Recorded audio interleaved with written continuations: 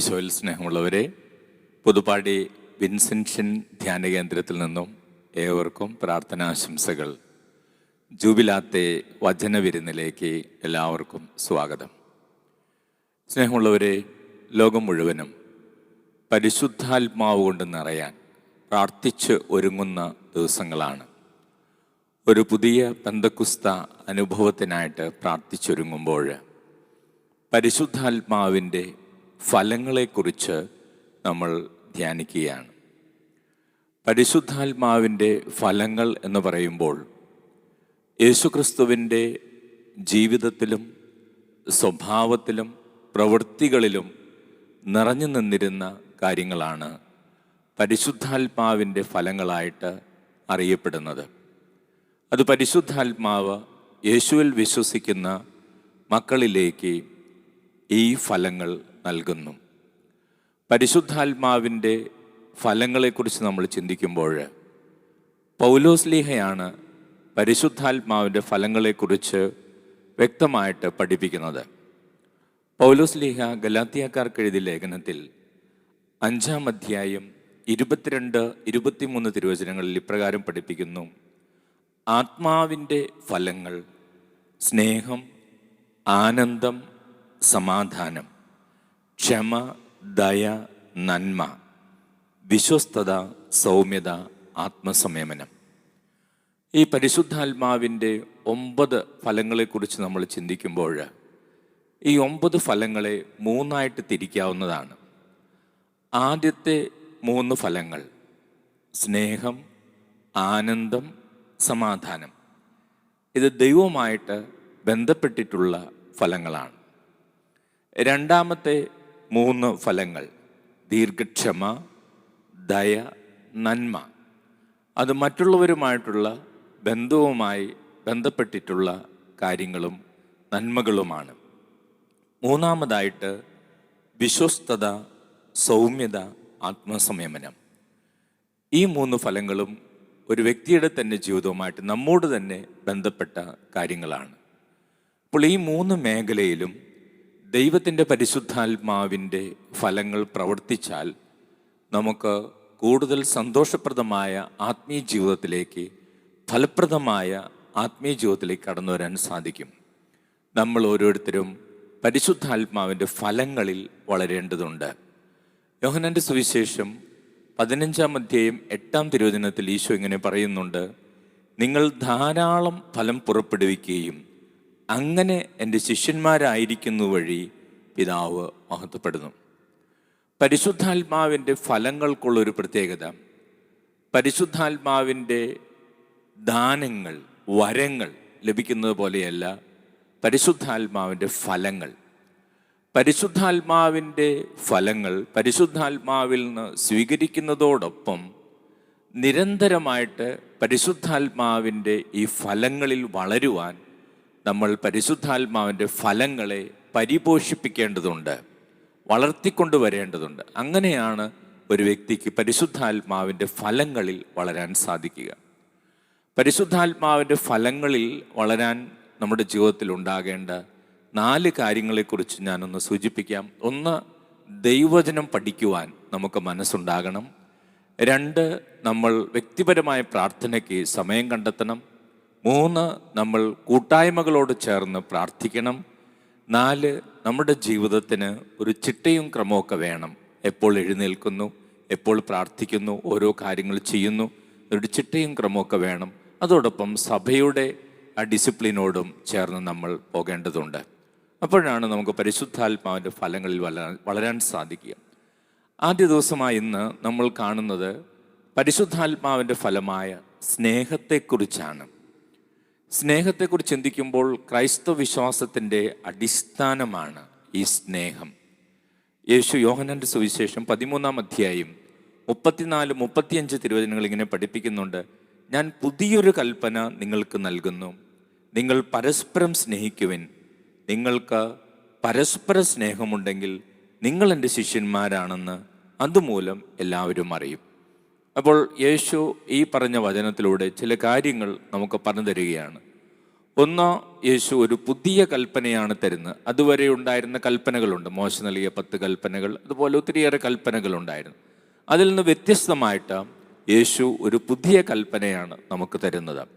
യേശു തരുന്ന ആ പുതിയ കൽപ്പന എന്താണ്? പരസ്പരം സ്നേഹിക്കണമെന്നുള്ളതാണ് പുതിയ കൽപ്പന. സ്നേഹമുള്ളവരെ, അതിഷ്ടമുള്ളവർ സ്നേഹിക്കണമെന്നല്ല ഈശോ പറഞ്ഞത്, അത് കൽപ്പനയാണ്. അനുസരിക്കുവാൻ യേശുവിൽ വിശ്വസിക്കുന്ന ഓരോ മകനും മകൾക്കും ബാധ്യസ്ഥരാണ്, ബാധ്യതയുണ്ട്. അപ്പോൾ സ്നേഹമുള്ളവരെ, അപ്പോൾ പരസ്പരം സ്നേഹിക്കുക എന്ന് പറയുന്നത് നമ്മൾ ഓരോരുത്തരും ജീവിതത്തിൽ അനുവർത്തിക്കേണ്ട ഒരു കാര്യമാണെന്ന് ഈശോ നമ്മളെ പഠിപ്പിക്കുകയാണ്. അതോടൊപ്പം ഈശോ പറയുകയാണ്, നമ്മൾ വിശ്വാസികളാണെന്ന്, യേശുവിൽ വിശ്വസിക്കുന്നവരാണെന്ന് മറ്റുള്ളവർ തിരിച്ചറിയേണ്ട അടയാളം നമ്മുടെ ഇടയിലുള്ള സ്നേഹമാണ്. നമ്മുടെ ഇടയിലുള്ള സ്നേഹം കണ്ടിട്ടാണ് മറ്റുള്ളവർ തിരിച്ചറിയേണ്ടത് ഇവർ യേശുവിൻ്റെ അനുയായികളാണ്. അപ്പോൾ ക്രൈസ്തവ ജീവിതത്തിൽ സ്നേഹത്തിനുള്ള പ്രാധാന്യം ഈശോ എടുത്തു പറയുകയാണ്. സ്നേഹമുള്ളവരെ, ഈ സ്നേഹം എന്ന് പറയുന്നത് പിതാവായ ദൈവത്തിൽ നിന്ന് ഈശോ സ്വീകരിച്ച സ്നേഹമാണ്. യോഹന്നാന്റെ സുവിശേഷം 17-ാം അധ്യായം 23-ാം തിരുവചനത്തിൽ ഈശോ പറയുന്നുണ്ട്, അങ്ങനെ സ്നേഹിച്ചതുപോലെ അവരെയും സ്നേഹിക്കുമെന്നും ലോകം അറിയട്ടെ. അങ്ങനെ സ്നേഹിച്ചതുപോലെ അവരെയും സ്നേഹിച്ചുവെന്ന് ലോകം അറിയട്ടെ. അതായത് പിതാവായ ദൈവം ഈശോയെ സ്നേഹിച്ചതുപോലെ ഈശോയും ലോകത്തെ സ്നേഹിക്കുന്നു. ആ സ്നേഹം, പിതാവിൽ നിന്നുള്ള സ്നേഹം, ഈശോയിൽ നിറയുന്ന സ്നേഹം, ഈശോ നമുക്കെല്ലാവർക്കും നൽകുന്ന സ്നേഹം. സ്നേഹമുള്ളവരെ, പുതിയ നിയമത്തിലൂടെ കടന്നു പോകുമ്പോൾ ഈ സ്നേഹം എന്ന വാക്ക്, സ്നേഹം എന്നത് അഗാപ്പെ എന്ന ഗ്രീക്ക് പദം ആണ് ഉപയോഗിച്ചിരിക്കുന്നത്. ഈ ഗ്രീക്ക് പദത്തെക്കുറിച്ച് ചിന്തിച്ചു കഴിഞ്ഞാൽ അവിടെയുള്ള പ്രത്യേകത, അഗാപ്പെ എന്ന പദം, അതിൻ്റെ അർത്ഥമെന്ന് പറയുന്നത് 120ഓളം തവണ പുതിയ നിയമത്തിലുണ്ട്. അതിൻ്റെ അർത്ഥമെന്ന് പറയുന്നത്, സ്നേഹമുള്ളവരെ, അത് തന്നെ വിട്ടുകൊടുക്കുന്ന സ്നേഹമാണ്, സ്വയം ത്യജിക്കുന്ന സ്നേഹമാണ്, സ്വയം വിസ്മരിക്കുന്ന സ്നേഹമാണ്, മറ്റുള്ളവർക്ക് വേണ്ടി തന്നെ വിട്ടുകൊടുക്കുന്ന സ്നേഹമാണ്. അതല്ലാതെ അഗാപ്പെ എന്ന് പറയുന്നത് സ്വാർത്ഥപരമായ സ്നേഹമോ അല്ലെങ്കിൽ ജഡിക താല്പര്യങ്ങളിലൂടെയുള്ള സ്നേഹമോ അല്ല. അത് വിട്ടുകൊടുക്കുന്ന സ്നേഹമാണ്, അത് ദിവ്യ സ്നേഹമാണ്. ഈ സ്നേഹമാണ് നമ്മുടെ ജീവിതത്തിൽ ഉണ്ടാകണമെന്ന് ഈശോ നമ്മളെ ഓർമ്മിപ്പിക്കുന്നത്. അത് ഈശോയാണ് നമുക്കിതിന് മാതൃക നൽകുന്നത്. 1 യോഹന്നാൻ 4:19 നമ്മളിങ്ങനെ വായിക്കുന്നു, ആദ്യം അവിടുന്ന് നമ്മെ സ്നേഹിച്ചു, അതിനാൽ നാമും അവിടുത്തെ സ്നേഹിക്കുന്നു. അപ്പോൾ സ്നേഹമുള്ളവരെ, യേശു എങ്ങനെയാണ് നമ്മളെ സ്നേഹിച്ചത്? നമുക്കറിയാം, സ്നേഹിതർക്ക് വേണ്ടി ജീവൻ അർപ്പിക്കുന്നതിനേക്കാൾ വലിയ സ്നേഹമില്ല എന്ന് യേശു പറഞ്ഞു. യേശു അതേപോലെ തന്നെ പ്രവർത്തിച്ചു, നമുക്ക് ആ മാതൃക നൽകി. അപ്പോൾ ഈ ദിവ്യ സ്നേഹമാണ് പരിശുദ്ധാത്മാവിലൂടെ നമ്മളിൽ നിറയാനും പിന്നീട് നമ്മുടെ പരിശ്രമങ്ങളിലൂടെയും പ്രാർത്ഥനയിലൂടെയും പരിപോഷിപ്പിക്കുവാനും നമ്മൾ പരിശ്രമിക്കേണ്ടത്. സ്നേഹമുള്ളവർ, ഉത്ഥിതനായ യേശു പത്രോസ്ലീഹായോട് ചോദിച്ചു, നീ എന്നെ സ്നേഹിക്കുന്നുവോ? പത്രോസെ, നീ എന്നെ സ്നേഹിക്കുന്നുവോ? ഈശോ നമ്മളിൽ നിന്നെല്ലാവരിൽ നിന്നും ആത്മാർത്ഥമായിട്ടുള്ള സ്നേഹം ആഗ്രഹിക്കുന്നുണ്ട്. സ്നേഹമുള്ളവരെ, നമ്മുടെ ജീവിതത്തിൽ പരിശുദ്ധാത്മാവിൻ്റെ ഫലമായ ഈ സ്നേഹം വന്ന് നിറയേണ്ടതുണ്ട്. ഈശോയുടെ ജീവിതത്തിൽ ഉണ്ടായിരുന്നതും ഈശോ നമുക്ക് മാതൃകയായിട്ട് കാണിച്ചു തന്നതും ഈശോ നമ്മുടെ ജീവിതത്തിൽ ഉണ്ടാകണമെന്ന് ആഗ്രഹിക്കുന്നതുമായ ഈ സ്നേഹം പരിശുദ്ധാത്മാവിലൂടെയാണ് നമുക്ക് ലഭിക്കുക. അതിൽ നമുക്ക് വളരാനും നമുക്ക് സാധിക്കും. റോമാക്കാർക്ക് എഴുതിയ ലേഖനം 13-ാം അധ്യായം 8 മുതൽ 10 വരെയുള്ള തിരുവചനത്തിൽ വചനം പഠിപ്പിക്കുകയാണ്, പരസ്പരം സ്നേഹിക്കുന്നതൊഴികെ നിങ്ങൾക്ക് ആരോടും ഒരു കടപ്പാടും ഉണ്ടാകരുത്. എന്തെന്നാൽ അയൽക്കാരനെ സ്നേഹിക്കുന്നവൻ നിയമം പൂർത്തിയാക്കി കഴിഞ്ഞു. നിയമത്തിൻ്റെ പൂർത്തീകരണം സ്നേഹമാണ്. സ്നേഹമുള്ളവരെ, കർത്താവിൻ്റെ സ്നേഹം കൊണ്ട് നിറയാൻ, പരിശുദ്ധാത്മാവിൻ്റെ സ്നേഹം കൊണ്ട് നിറയാൻ നമുക്ക് പ്രാർത്ഥിക്കാം. ഗലാത്യക്കാർക്കെഴുതിയ ലേഖനം 5:6, സ്നേഹത്തിലൂടെ പ്രവർത്തനനിരതമായ വിശ്വാസമാണ് സുപ്രധാനം. പരിശുദ്ധാത്മാവിൻ്റെ ഫലമായ സ്നേഹം കൊണ്ട് നിറയാൻ നമുക്ക് പ്രാർത്ഥിക്കാം. തുടർന്ന് വരുന്ന ആരാധനയിൽ ആ സ്നേഹത്തിൻ്റെ സമൃദ്ധി നമ്മുടെ ജീവിതത്തിൽ ഉണ്ടാകാൻ നമുക്ക് പ്രാർത്ഥിക്കാം. Praise the Lord. ഹല്ലേലൂയ. യേശുവേ നന്ദി, യേശുവേ സ്തോത്രം.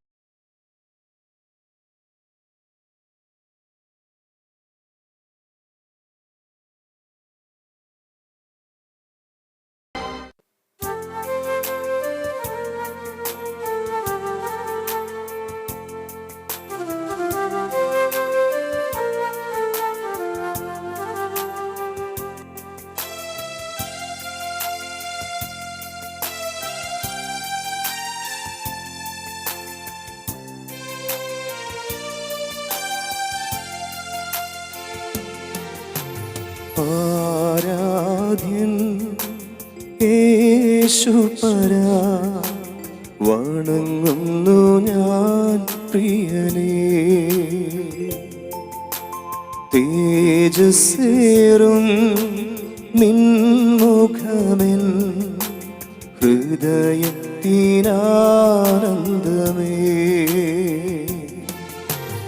ആരാധ്യൻ യേശുപരാ, വണങ്ങുന്നു ഞാൻ പ്രിയനേ.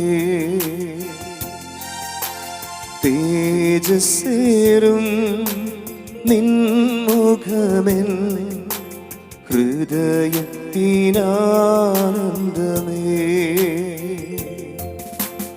ഈശോയേ ആരാധന, ഈശോയേ ആരാധന, ഈശോയേ ആരാധന, ഈശോയേ ആരാധന, ഈശോയേ ആരാധന, ഈശോയേ ആരാധന. പരിശുദ്ധ പരമ ദിവ്യ കാരുണ്യത്തിന് എന്നേരവും ആരാധനയും സ്തുതിയും പുകഴ്ചയും ഉണ്ടായിരിക്കട്ടെ. നിത്യസ്തുതിക്ക് യോഗ്യമായ പരിശുദ്ധ പരമ ദിവ്യ കാരുണ്യത്തിന് എന്നേരവും ആരാധനയും സ്തുതിയും പുകഴ്ചയും ഉണ്ടായിരിക്കട്ടെ. നിത്യസ്തുതിക്ക് യോഗ്യമായ പരിശുദ്ധ പരമ ദിവ്യ കാരുണ്യത്തിന് എന്നേരവും ആരാധനയും സ്തുതിയും പുകഴ്ചയും ഉണ്ടായിരിക്കട്ടെ. ഈശോയിൽ സ്നേഹമുള്ളവരെ, ദിവ്യകാരുണ്യ ഈശോ നമ്മുടെ ജീവിതത്തിലേക്ക്, നമ്മുടെ കുടുംബത്തിലേക്ക് കടന്നു വരുന്ന പരിശുദ്ധമായ നിമിഷങ്ങളാണ്. ഈശോയെ നമുക്ക് നമ്മുടെ ജീവിതത്തിലേക്കും നമ്മുടെ കുടുംബത്തിലേക്കും നമുക്ക് ക്ഷണിക്കാം. നമ്മുടെ കുടുംബത്തിൻ്റെ നിയോഗങ്ങൾ ഈശോയുടെ കരങ്ങളിൽ നമുക്ക് സമർപ്പിക്കാം. നമ്മുടെ കുടുംബവും നമ്മുടെ മക്കളും കുടുംബാംഗങ്ങളും കടന്നു പോകുന്ന പലവിധത്തിലുള്ള അനുഭവങ്ങളും തകർച്ചകളും രോഗപീഠകളും മറ്റു ബുദ്ധിമുട്ടുകളും സാമ്പത്തിക മേഖലകളെല്ലാം ഈശോയുടെ കരങ്ങളിൽ നമുക്ക് സമർപ്പിക്കാം. ഈശോയെ, അങ്ങയുടെ അടുക്കൽ വരുന്ന ഒരാളെപ്പോലും തള്ളിക്കളയാത്ത നല്ല ദൈവമേ, ഈ ആരാധനയിലൂടെ എന്നെയും എൻ്റെ കുടുംബത്തെയും എൻ്റെ നിയോഗങ്ങളെയും അനുഗ്രഹിക്കണമേ എന്ന് നമുക്ക് പ്രാർത്ഥിക്കാം. സ്നേഹമുള്ളവരെ, ലോകം മുഴുവനും പരിശുദ്ധാത്മാവിനാൽ നിറയാൻ വേണ്ടി പ്രാർത്ഥിച്ചൊരുങ്ങിക്കൊണ്ടിരിക്കുന്ന ദിവസങ്ങളാണ്. അതെ, പെന്തക്കുസ്ത തിരുനാൾ ദിവസം ആദിമ ക്രൈസ്തവരിലേക്ക്, ശിഷ്യന്മാരിലേക്ക് കടന്നു വന്ന ദൈവത്തിൻ്റെ ആത്മാവ്, പരിശുദ്ധാത്മാവ് നമ്മുടെ ഓരോരുത്തരുടെയും ജീവിതങ്ങളിലേക്ക് കടന്നു വന്ന് നമ്മുടെ ജീവിതങ്ങളെ നവീകരിക്കുകയും ശക്തിപ്പെടുത്തുകയും ചെയ്യുന്ന ദിവസങ്ങളാണ്. അതിനായിട്ട് നമ്മൾ കാത്തിരിക്കുകയാണ്. സ്നേഹമുള്ളവരെ, പരിശുദ്ധാത്മാവിൻ്റെ ഫലങ്ങളെക്കുറിച്ചാണ് നമ്മൾ ഈ ദിവസങ്ങളിൽ ധ്യാനിക്കുന്നത്. പരിശുദ്ധാത്മാവിൻ്റെ ഫലങ്ങൾ യേശുക്രിസ്തുവിൻ്റെ ജീവിതത്തിൽ പ്രകടമായിരുന്ന യേശുവിൻ്റെ ജീവിതത്തിൻ്റെ പ്രത്യേകതകളും പ്രവൃത്തികളുടെ പ്രത്യേകതകളുമാണ് പരിശുദ്ധാത്മാവിൻ്റെ ഫലങ്ങളായിട്ട് നമുക്ക് ലഭിക്കുന്നത്. ഈശോയിൽ വിളങ്ങിയിരുന്ന നന്മകൾ, അനുഗ്രഹങ്ങൾ, പുണ്യങ്ങൾ, ഈശോയുടെ പ്രത്യേകതകൾ. സ്നേഹമുള്ളവർ, പൗലോസ്ലീഹായിലൂടെ പരിശുദ്ധാത്മാവിൻ്റെ ഫലങ്ങളെക്കുറിച്ച് ദൈവം നമ്മളെ പഠിപ്പിക്കുന്നുണ്ട്. 9 ഫലങ്ങളെക്കുറിച്ച് പൗലോസ്ലീഹ ഗലാത്യക്കാർക്ക് എഴുതിയ ലേഖനത്തിൽ ദൈവം നമ്മളെ പഠിപ്പിക്കുന്നുണ്ട്. അത് നമ്മുടെ ഓരോരുത്തരുടെയും ജീവിതത്തിൽ നമ്മൾ സ്വന്തമാക്കേണ്ട ഫലങ്ങളാണ്. പരിശുദ്ധാത്മാവിനോട് പ്രാർത്ഥിച്ച് നമുക്കറിയാം, അവ സ്നേഹം, ആനന്ദം, സമാധാനം, ക്ഷമ, ദയ, നന്മ, വിശ്വസ്തത, സൗമ്യത, ആത്മസംയമനം എന്നിവയാണ്. സ്നേഹമുള്ളവരെ, ഈ പരിശുദ്ധാത്മാവിൻ്റെ ഫലങ്ങൾ അത് സ്വന്തമാക്കാനായി നമുക്ക് പ്രാർത്ഥിക്കാം. ഈശോയുടെ ജീവിതത്തിൽ വിളങ്ങിയിരുന്ന കൃപകളാണ്, നന്മകളാണ്, ഈശോയുടെ ജീവിതത്തിൻ്റെ പ്രത്യേകതകളാണത്. നമ്മൾ ഇന്നത്തെ ദിവസം പ്രത്യേകമായിട്ട് ധ്യാനിച്ചത് സ്നേഹത്തെക്കുറിച്ചാണ്. ഈശോ നമുക്ക് നൽകിയ കൽപ്പനയാണ്. ഞാൻ നിങ്ങൾക്കൊരു പുതിയ കൽപ്പന തരുന്നു, നിങ്ങൾ പരസ്പരം സ്നേഹിക്കുവിൻ. നിങ്ങളുടെ സ്നേഹം കൊണ്ട് മറ്റുള്ളവർ നിങ്ങൾ യേശുവിൻ്റെ ശിഷ്യന്മാരാണെന്നറിയും. അപ്പോൾ കർത്താവ് നമുക്ക് നൽകിയ പുതിയ കൽപ്പനയാണ്.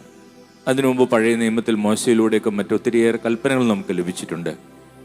പക്ഷെ കർത്താവിൻ്റെ പുതിയ കൽപ്പന ഇതാണ്, നിങ്ങൾ പരസ്പരം സ്നേഹിക്കുവിൻ. ഈ ഒരു കൽപ്പനയ്ക്ക് ഒഴിവ് കഴിവില്ല ആർക്കും. ഇത് കൽപ്പനയാണ്, നമ്മളെല്ലാവരും അനുസരിക്കുവാൻ കടപ്പെട്ടവരാണ്. അപ്പോൾ സ്നേഹം ക്രൈസ്തവ ജീവിതത്തിൻ്റെ അടിസ്ഥാനമാണ്. നമ്മുടെ ഓരോരുത്തരുടെ ജീവിതത്തിൽ ഒരു ക്രിസ്ത്യാനിയായിട്ട് ജീവിക്കണമെങ്കിൽ സ്നേഹം വേണം. ഈ സ്നേഹത്തിൽ നമ്മൾ ജീവിക്കുന്ന കാണുമ്പോഴാണ് മറ്റുള്ളവർ നമ്മൾ യേശുവിൻ്റെ അനുയായികളാണ് തിരിച്ചറിയുന്നത്. ഈ സ്നേഹം നമ്മളിൽ നിറയാൻ, ഈ പരിശുദ്ധാത്മാവിൻ്റെ ഫലമായ സ്നേഹം നമ്മളിൽ നിറയാൻ നമുക്ക് ഈ ആരാധന പ്രത്യേകം പ്രാർത്ഥിക്കാം.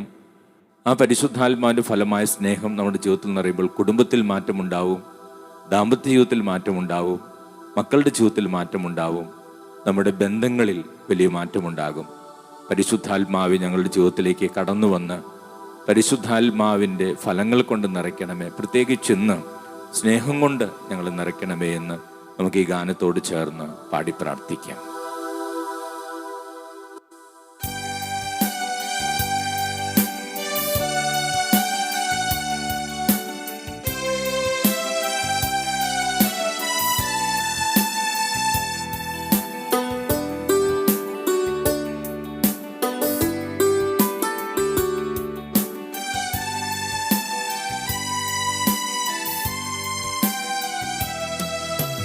ആത്മാവം ദൈവമേ വരണേ,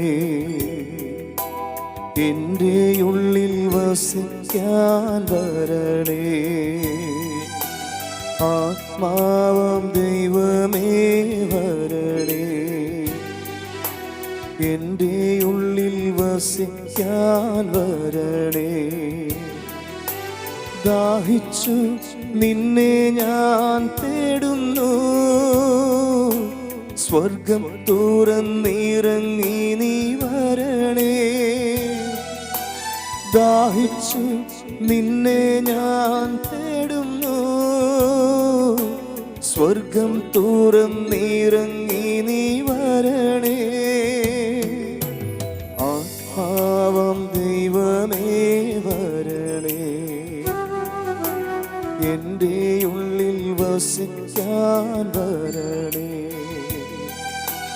ആത്മാവം ദൈവമേ വരണേ, എൻ്റെ ഉള്ളിൽ വസിക്കാൻ വരണേ. ഓ പരിശുദ്ധാത്മാവേ, ഈശോയുടെ ജീവിതത്തിൽ നിറഞ്ഞു നിന്നിരുന്ന, ഈശോയുടെ വ്യക്തിത്വത്തിൻ്റെയും ജീവിതത്തിൻ്റെയും പ്രത്യേകതകളായിരുന്ന ഈ ഫലങ്ങൾ പരിശുദ്ധാത്മാവിൻ്റെ സഹായത്താൽ ഞങ്ങളുടെ ജീവിതങ്ങളിൽ നിറയാനും അതിലൂടെ ഞങ്ങൾ ആത്മീയമായിട്ട് വളരാനും ഞങ്ങളുടെ കുടുംബത്തിലും സമൂഹത്തിലും കൂടുതൽ നന്മകൾ കടന്നു വരാനും ഈശോയെ ഞങ്ങളെ സഹായിക്കണമേ. പരിശുദ്ധാത്മാവെ ഞങ്ങളെ സ്നേഹം കൊണ്ട് നിറയ്ക്കണമേ എന്ന് പ്രാർത്ഥിക്കാം.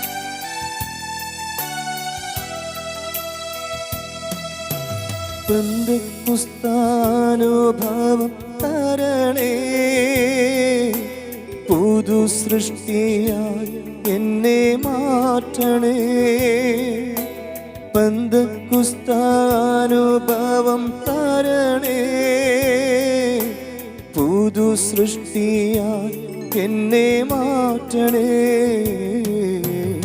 ആത്മാവം ദൈവമേ വരണേ, എൻ്റെ ഉള്ളിൽ വസിക്കാൻ വരണേ. ആത്മാവം ദൈവമേ വരണേ, എൻ്റെ ഉള്ളിൽ വസിക്കാൻ വരണേ. ദൈവത്തിൻ്റെ പരിശുദ്ധാത്മാവിനെ നമ്മുടെ കുടുംബത്തിലെ എല്ലാ തകർച്ചകളിലേക്കും, എല്ലാ രോഗങ്ങളിലേക്കും, പ്രതിസന്ധികളിലേക്കും, കലഹങ്ങളിലേക്കും, നമ്മളെ അലട്ടുന്ന എല്ലാ പ്രതിസന്ധികളിലേക്കും ദൈവത്തിൻ്റെ പരിശുദ്ധാത്മാവിനെ ക്ഷണിക്കാം. ദൈവത്തിൻ്റെ പരിശുദ്ധാത്മാവിനൊന്നും അസാധ്യമായിട്ടില്ല. ദൈവത്തിൻ്റെ പരിശുദ്ധാത്മാവിൽ ഞങ്ങളെയും ഞങ്ങളുടെ കുടുംബങ്ങളെയും രൂപാന്തരപ്പെടുത്തണമേ, നവീകരിക്കണമേ എന്ന് പ്രാർത്ഥിച്ച് നമുക്ക് പാടാം.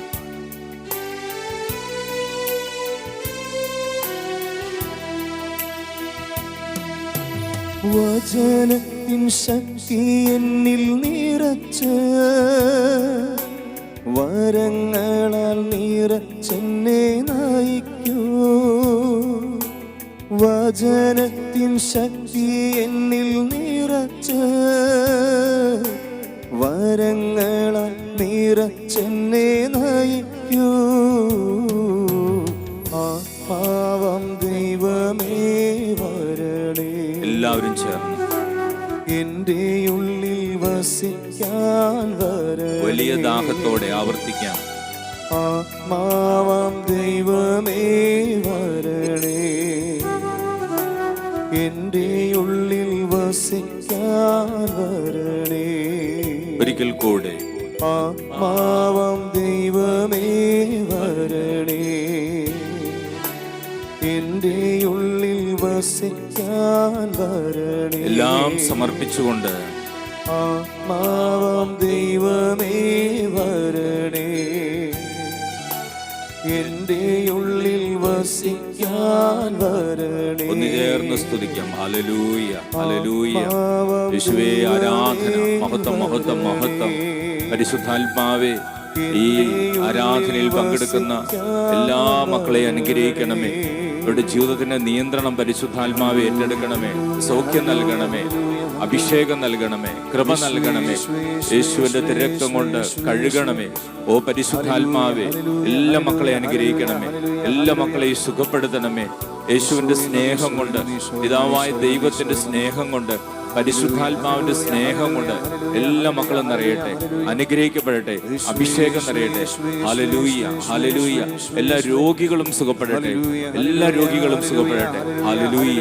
യേശുവേ, ആരാധന, മഹത്വം, മഹത്വം, മഹത്വം, മഹത്വം, മഹത്വം, മഹത്വം, മഹത്വം, മഹത്വം, മഹത്വം.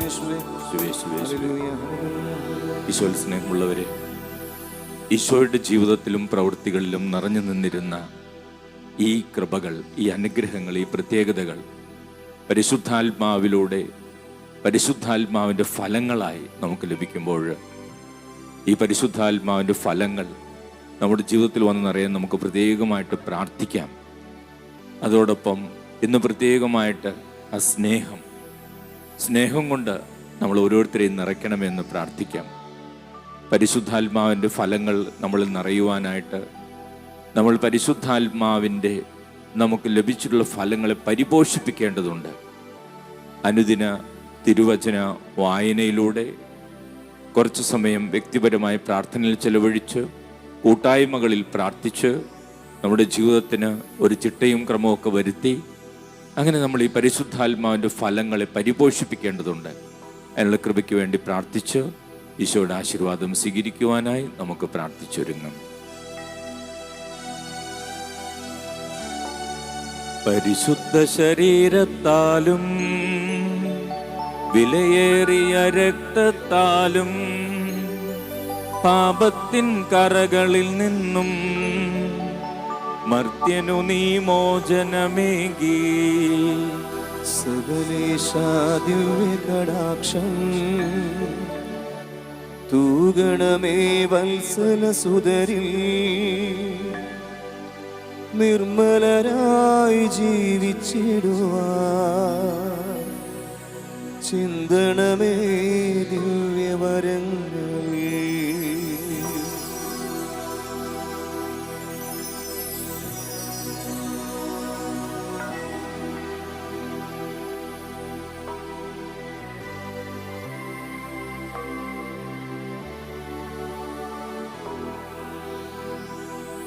പരിശുദ്ധ പരമ ദിവ്യകാരുണ്യത്തിന് എന്നേരവും ആരാധനയും സ്തുതിയും പുകഴ്ചയും ഉണ്ടായിരിക്കട്ടെ. പരിശുദ്ധ പരമ ദിവ്യകാരുണ്യത്തിന് എന്നേരവും ആരാധനയും സ്തുതിയും പുകഴ്ചയും ഉണ്ടായിരിക്കട്ടെ. പരിശുദ്ധ പരമ ദിവ്യകാരുണ്യത്തിന് എന്നേരവും ആരാധനയും സ്തുതിയും പുകഴ്ചയും ഉണ്ടായിരിക്കട്ടെ.